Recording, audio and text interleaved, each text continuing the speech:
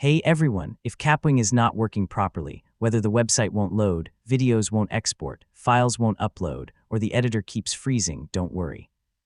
In this video, I'll show you the most effective ways to fix Kapwing issues in 2026. First, refresh the page and try again.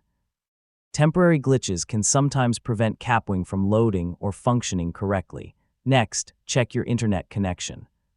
Since Kapwing is a cloud-based video editor, a slow or unstable connection can cause problems with uploading, editing, and exporting projects.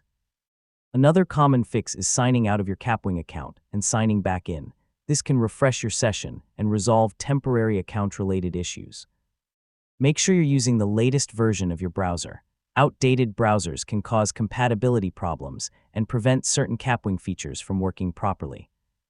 If none of these solutions work, contact Kapwing support and provide details about the issue, including any error messages, your browser version, and the troubleshooting steps you've already tried.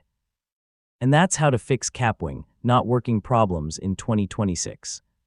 In most cases, updating your browser, checking your internet connection, clearing cache, or disabling conflicting extensions will solve the issue. Thanks for watching, and I'll see you in the next tutorial.